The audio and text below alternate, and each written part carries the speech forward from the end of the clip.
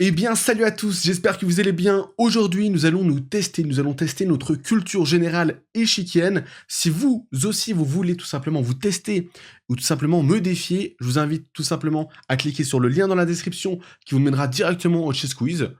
Et vous pourrez me mettre dans les commentaires votre score. Je vous invite aussi à vous abonner, à aimer, à commenter si la vidéo vous plaît. Ça change un petit peu de d'habitude. On va pouvoir tout simplement tester où on en est en termes de culture générale. Et sans plus attendre, on est parti directement. Quiz d'échecs. Les échecs sont sans aucun doute l'un des jeux les plus fascinants et les plus populaires de l'histoire. Savez-vous combien de coups est-il possible de jouer ou combien de temps a duré la partie la plus longue de l'histoire? Si vous avez envie de tester vos connaissances tout en apprenant des faits intéressants sur les échecs, répondez au quiz ci-dessous. Donc je pense qu'on va avoir tout simplement 20 questions, c'est ce qui me semble qu'on m'a dit. Et ensuite, en fonction du nombre de points, on aura tout simplement une catégorisation qui nous correspondra le plus possible. Alors, on va commencer directement par les questions. Je mettrai donc à la fin, on testera, on verra un petit peu les réponses auxquelles on a juste, les réponses auxquelles on a tort. Et mesdames, messieurs, c'est parti, sans plus attendre. Combien de cases compte un échiquier? Facile, hein, 65, évidemment. 8 x 8, 65. Et non, évidemment, mesdames, messieurs, je rigole. Réponse C, 64 pour ma part, facile. On me prend un petit peu pour un imbécile ici. Qui étaient les protagonistes de la célèbre partie immortelle? Alors là, je vous avoue que ça me dit pas grand-chose la partie immortelle. Faudra que j'aille voir. Hein. Faudra que j'aille voir parce que ça m'a l'air assez intéressant. Alors, Adolf Andersen et Jean Dufresne, ça me dit pas grand-chose. Paul Morphy et Edward Stonetown, je sais pas non plus. Les joueurs qui me parlent le plus, c'est la réponse C, la réponse D, Steinitch contre Lasker ou Capablanca contre Alekhine. Je vais m'orienter vers la réponse C, Steinitch, le premier champion du monde contre Emmanuel Lasker. Je pense que je vais faire ça. Question numéro 3, combien de coups a duré la partie connue la plus longue de l'histoire? Alors 101, c'est sûr, mais moi j'ai fait beaucoup plus. 231, 231, ça me paraît quand même encore accessible. 382, faut pas abuser. J'opterais pour la réponse C, 269 coups. Alors là, je vous avoue que c'est du full chance, full luck. Je sais pas du tout. C'est des questions que je me suis jamais posées. Je serais même curieux de savoir quelle est la partie qui a duré le plus longtemps. Mais écoutez, là, j'ai des réponses C, 269. On va croiser les fingers. Comment appelle-t-on le mat où un roi se fait condamner par ses propres pièces qui l'empêchent de fuir? Alors, le roi qui se fait coincer par ses propres pièces. Alors, je sais qu'on a un cavalier en F2, le roi en H1, un tour en G1, c'est le mat de l'étouffer. Est-ce que ce mat avec le fou en E2 a un nom précis? Bon, j'aurais tendance à dire mat de l'étouffer quand même. J'ai opté pour la réponse B, le mat à l'étouffer. Question 5. En combien de coups peut avoir lieu le mat le plus rapide possible? Attends, alors, ici, attention à ne pas confondre avec le mat du berger qui est en 4 coups. Il existe un mat beaucoup plus rapide qui est donc le mat de l'imbécile, si je ne me trompe pas. Et donc ça fait donc F4, pourquoi pas E6, D3, non, F4, ah oui, pardon, F4, E6, G4, Dame H4, échec et mat. Donc c'est 2 coups, réponse A. De quel pays les échecs sont-ils originaires? Alors ça c'est facile. On y a répondu dans la vidéo question pour Jamie avec le grand maître Mselek Ilyas. Je suis toujours sur la vidéo d'ailleurs du grand maître avec Belassen Bilel. Ça me prend vachement de temps, mais écoutez, on essaie de survivre au montage, mais c'est vrai que je m'en sors pas. Dernière vidéo que je pense que je fais dans ce style parce que ça me prend beaucoup trop de temps. D'ailleurs, mesdames, messieurs, petite interstice, j'ai envie de reprendre la série 800 to 2000 Elo, la recommencer du début, faire une saison 2, avec cette fois-ci des petits montages, pas forcément des petits montages, mais des petites informations pour vous, pour que ce soit plus clair, plus limpide, comme de l'eau de roche, si j'ai envie de dire. Et je me disais que ça pourrait être sympa, c'était aussi un peu les racines de la chaîne, donc je me dis que ça pourrait être un beau clin d'œil à nos tout débuts. Dites-moi si ça vous chauffe dans les commentaires, évidemment. Ça me ferait grave plaisir de recommencer. Et dans tous les cas, je vais recommencer parce que j'ai envie d'orienter cette chaîne vers un contenu un peu plus pédagogique et ludique que ce que je commençais à faire un petit peu, me perdre un peu dans les parties. Bientôt un prochain tournoi aussi dans les prochains mois. On reprend. De quel pays les échecs sont-ils originaires? Donc l'Inde, évidemment, réponse A. Que signifie le terme échec et mat, shamat en perse? Donc le roi est seul, le roi est sans espoir, le roi a besoin d'aide, le roi est mort. Alors si on veut être honnête, le but c'est quand même de mater, de tuer le roi. J'aurais tendance soit à dire le roi est sans espoir ou le roi est mort. J'ai opté pour la réponse D, le roi est mort. Quel jeu est connu comme l'ancêtre des échecs? Les dames, le ludo, le chaturanga, le go. Alors, j'aurais tendance à m'orienter du coup plutôt vers des racines indiennes. Des racines indiennes. Notamment, on voit qu'il y a des éléphants là, à la place des fous. Incroyable en vrai, hein, avec les 4 cases. Donc ça, c'est les cases les plus éclatées, ça, c'est les meilleures cases. Je sais pas, j'imagine. Le go, non. A priori, c'est plutôt asiatique. Les dames, non plus. Je vois pas trop le rapport. Le ludo, je connais pas du tout. J'ai jamais entendu parler. Je dirais le chaturanga au niveau de la consonance. Connotation un petit peu indienne. Je vais partir sur le chaturanga, en espérant que ce soit ça. Donc voilà à quoi ressemblait la position de départ de cet ancêtre les échecs. Incroyable. C'est rigolo ça. Les éléphants. Les échecs ont approximativement quel âge? Je dirais que les échecs ont approximativement 1500 ans. 5000 c'est beaucoup trop, 600, 300 c'est beaucoup. C'est pas suffisant. Qui est le premier champion du monde officiel? Alors là, une fois de plus facile, on y avait répondu donc dans la vidéo Question pour un Jamy, c'est Wilhelm Steinitz. Quelle est l'abréviation courante de la Fédération internationale des échecs, pardon? FIA, WCF, ICF, c'est truc de combat ça. Non, c'est la FIDE évidemment, Fédération internationale des échecs. Facile. Quel est le nom du système de classement qui mesure la force des joueurs? Alors, à vue de nez comme ça, j'aurais tendance à dire Hello, facile. Ok, cet homme a donné son nom au système de classement. Incroyable. Incroyable. Donc, c'est Mister Hello. En dehors du champion du monde, quel est le plus haut titre qu'un joueur d'échecs peut glaner? Super maître. Grand requin, why not? Top joueur. Grand maître. Bon, réponse D, grand maître. Assez facile jusqu'à maintenant. Qu'est-ce qui détermine le joueur qui commence dans une partie d'échecs? Alors, c'est-à-dire. Ah oui, qui commence à jouer. Donc un tirage au sort, non. Celui qui est arrivé en premier devant l'échiquier, ce serait bien. Ce serait bien. On se battrait pour être à l'heure. On n'aurait plus les joueurs qui sont en retard tout le temps. Les joueurs avec les noirs commencent toujours. Les joueurs avec les blancs commencent toujours. Évidemment, réponse D. Pas très compliqué. Bon, honnêtement, ça va. C'est pas très compliqué comme quiz. On s'en sort plutôt pas mal. Par qui a été inventé l'échiquier pliant? Un libraire, un prêtre, un athlète ou un avocat? Alors, réfléchissons. Je vais y mettre toute mon intelligence. Moi, à vue de nez comme ça, j'aurais tendance à dire un libraire. Vu qu'on a les diagrammes sur la page, je me dis que sans faire exprès, ça se trouve, paf, il a plié le bouquin. Il s'est dit, oh, ça se plie pas mal, peut-être, pourquoi pas, créer un échiquier pliant. Et de là est apparu l'échiquier pliant. Je vais mettre ma petite pièce sur le libraire. Le prêtre, je vois pas trop pourquoi. L'athlète, bah, peut-être en déplacement, mais bon, j'y crois pas non plus. L'avocat, bon, non plus. Pièce de crime, peut-être? Je sais pas. En 1988, quel ordinateur a pour la première fois battu un grand maître? Alors ça, c'est assez incroyable, hein, ça c'est vraiment un fait historique assez important. Deep Think, Deep Shark, Deep Thought, Deep Chess. Deep Shark, le requin, non, je pense pas. Deep Think, ça pourrait. Deep Thought, ça pourrait. Deep Chess. Ah, j'aurais tendance à dire Deep Chess. J'aurais tendance à dire Deep Chess, moi. Je dis réponse D. On va proposer ça. Si vous mettez un grain de blé sur la première case de l'échiquier, puis 2 sur la deuxième, 4 sur la troisième, 8 sur la quatrième, et ainsi de suite, combien de grains de blé devrez-vous mettre sur la 64e case, 64e et dernière case? Alors ça, cette anecdote, je la connais déjà. C'est celle d'un petit garçon qui joue contre le roi, et le roi lui dit, ou l'empereur, je sais plus, si tu me gagnes aux échecs, tu pourras tout simplement me demander ce que tu veux. Le roi qui était vraiment très très riche, qui avait donc tout à sa disposition, et l'enfant, du coup, propose, bah écoutez, en cas de victoire, j'aimerais que tout simplement on multiplie le nombre de grains par 2 par nombre de cases de l'échiquier. L'anecdote est marquante parce que ça montre. Le roi se dit, oh, mais pas de souci. À première vue, il se dit aucun souci. Et finalement, après réflexion et après défaite, il se rend compte de tout simplement la promesse qu'il a proposée au garçon. Et il me semble que c'est un chiffre absolument exorbitant. 64 milliards, ça pourrait, mais je crois pas que ce soit 64 milliards. Ce serait trop beau avec les 64 cases d'échiquier.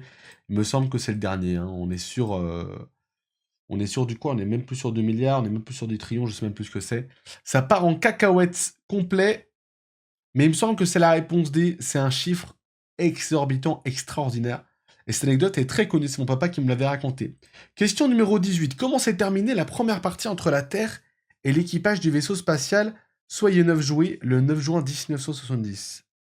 Alors déjà, je suis pas au courant du tout de l'anecdote. C'est quoi? C'est un film? C'est quoi? C'est une véritable expédition? Je sais pas du tout. Les blancs ont gagné, les noirs ont gagné, partie nulle. D, la partie n'est pas allée à son terme. Ah, j'ai envie de dire, s'il est proposé, j'aurais tendance à dire la D. Dans le cas où c'est un film, c'est un petit peu le climax du film, peut-être un accident, je sais pas, et puis la partie se termine pas. C'est soit un match nul, soit la partie n'est pas allée à son terme. Je dirais réponse D, la partie n'est pas allée à son terme. C'est mon dernier mot, Gérard. Je bloque ça évidemment. Question numéro 19. Comment appelle-t-on les échecs joués par courrier ou par mail? Facile. Les échecs par correspondance. Je me souviens quand j'étais petit, c'était comme ça que ça fonctionnait. Mon père, il jouait tout simplement des parties par correspondance et je jouais avec lui, je m'en souviens. Vous avez aussi la possibilité sur Chess.com de jouer par correspondance, évidemment. Parmi les propositions suivantes, laquelle correspond au plus grand nombre? A. Tous les atomes de l'univers. Réponse B. Le nombre possible de parties d'échecs. C. Les étoiles de la Voie lactée. D. Les habitants de la planète. Alors, assurément, il y a plus de possibilités que d'habitants sur la planète. Quoique je sais pas, hein, 7 milliards, 8 milliards, c'est beaucoup quand même. Oh là là, oh la question de fou. Alors, le nombre de parties possibles d'échiquier, je pense que sur l'échiquier, je pense que c'est une question un peu troll, c'est un peu la vanne. C'est un peu la vanounette. Je vois pas comment. Ah, les atomes de l'univers, c'est l'univers, on sait même pas. On peut même pas calculer l'univers. Qu'est-ce que c'est que l'univers? Qu'est-ce que c'est que la Voie lactée? Ok, bonne question, bonne question. J'aurais tendance à dire la réponse A, tous les atomes de l'univers. Moi, je pense que je vais dire ça. Je vois pas, je vois pas comment ça peut être le nombre possible de parties d'échecs. Là, je bloque. Je bloque. Les scientifiques ont calculé qu'il y a entre 1078 et 1082 atomes dans l'univers observable. Si peu? Alors, qu'est-ce que c'est qu'un atome? Déjà, il y a une grosse question. La culture G qui fait énormément défaut. Alors, mesdames, messieurs, c'est parti. On va du coup un petit peu voir les réponses. On va tout simplement mettre une petite croix à chaque fois que j'aurai tort. Et comme ça me donnera le nombre de bonnes réponses, parce que je pense que j'ai quand même plus de bonnes réponses que de mauvaises réponses. Combien de cases compte un échiquier? Réponse C, ni plus ni moins, il existe 8 lignes horizontales, appelées colonnes, et 8 verticales, appelées rangées. Soit un total de 64 cases. Un point. Qui étaient les protagonistes de la célèbre partie mortelle? C'était la réponse A, pardon. Adolf Andersen contre Jean Dufresne en 1857. 2. Andersen s'est imposé après de multiples sacrifices et un superbe mat. Plus d'infos? Est-ce qu'on a accès à la partie? Ça, c'est la question. Oh, on a accès à la partie. Sur une italienne.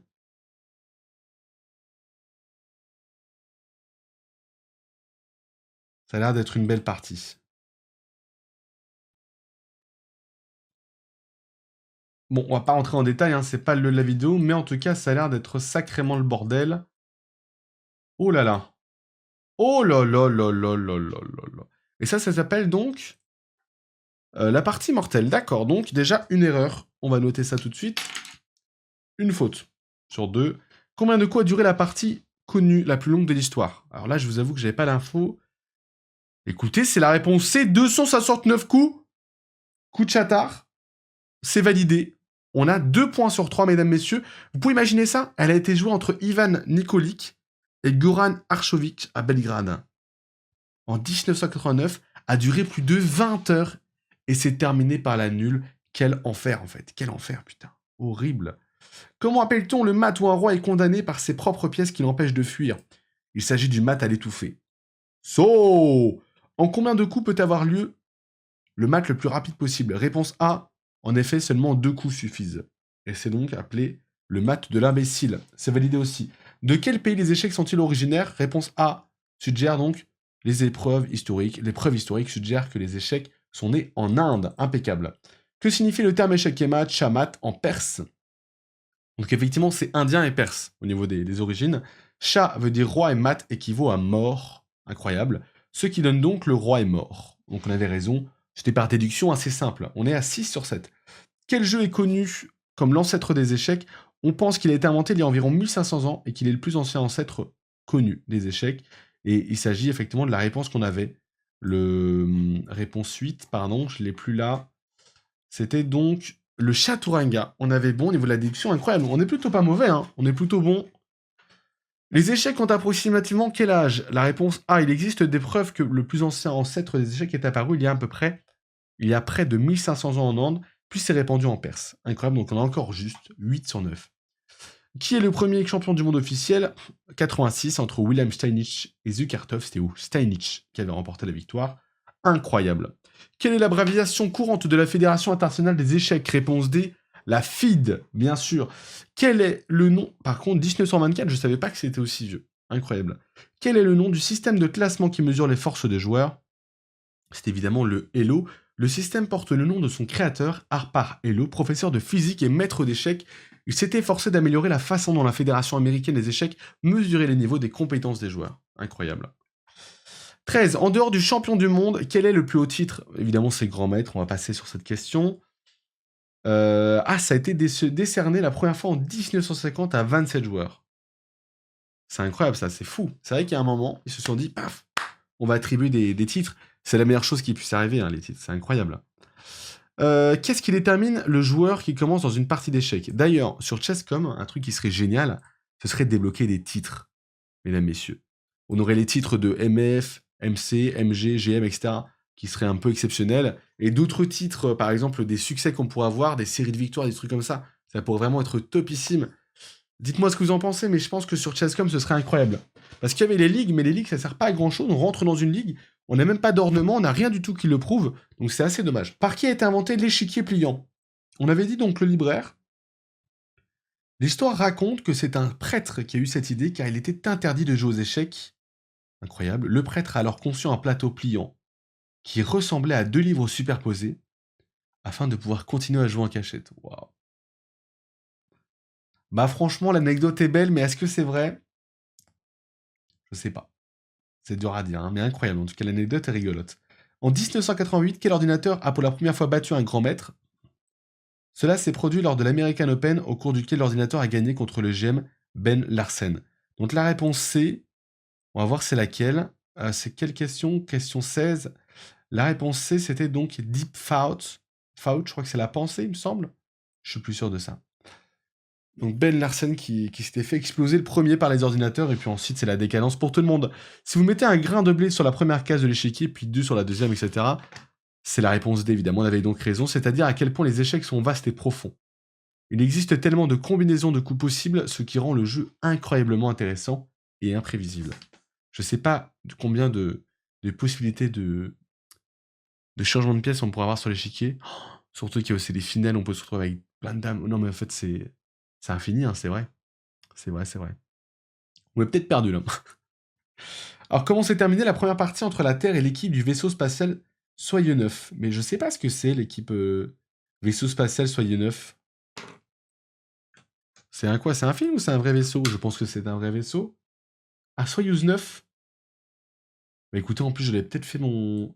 Je crois que vous savez, l'oral du bac là. Je sais plus ce qu'on fait, je crois que c'est en première, je crois que j'avais présenté ça, j'avais parlé de ça. Ça me dit quelque chose. Le programme spatial chinois. Je me souviens, j'avais parlé de tout ça. Mince. J'avais parlé de tout ça et j'avais dit, Napoléon a dit un jour, quand la Chine marchera, le monde tremblera. Je crois que c'était ça parce que la Chine se lançait aussi dans le programme spatial et que ça avait un petit peu tout chamboulé. Donc là, on a une deuxième réponse fausse. Non, troisième réponse fausse, je crois. Je sais plus où j'en suis.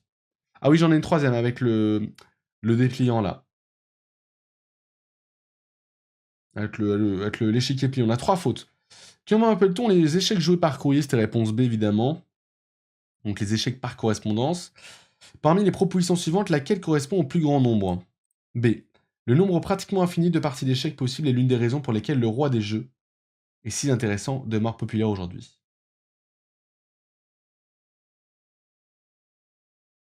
Ouais, bizarre le français ici, hein, parce que c'est peut-être traduit. Résultat. Alors du coup, on a... Ah bah on a faux du coup. On a faux? Réponse B, sincèrement? C'est une blague. Le nombre de possibles de parties d'échecs, d'accord. Mais c'est vrai que j'ai l'impression que c'est pas possible. J'ai l'impression que ça c'est limité, mais en fait, peut-être pas. Peut-être pas. Putain, c'est fou, hein. C'est fou, c'est fou. Comme quoi, ça sert à rien d'apprendre tout par cœur, hein. Donc, combien j'ai de fautes, moi? Je crois que j'ai 4 fautes, du coup. Alors, qu'est-ce qu'ils disent? Additionnez vos points pour évaluer vos connaissances échiquiennes. Ajoutez 5 points à chaque question à laquelle vous avez répondu correctement et regardez où vous vous situez. Donc, si j'ai 4 mauvaises réponses, j'ai 16 bonnes réponses.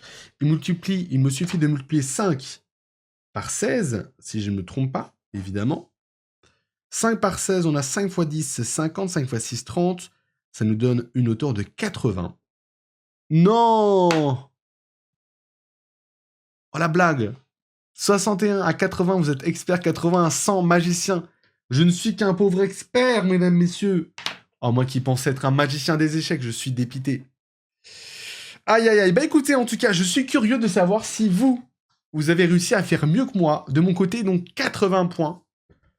J'attends vos résultats avec impatience dans les commentaires. Dites-moi si vous avez essayé ce petit quiz. En tout cas, j'ai trouvé plutôt sympa. Il y a pas mal de choses sympathiques à proposer. Merci beaucoup à tous d'avoir suivi cette petite vidéo. Je vous dis à très bientôt pour une prochaine vidéo, évidemment. Prenez soin de vous, c'était Kisso. Ciao, ciao, ciao, ciao.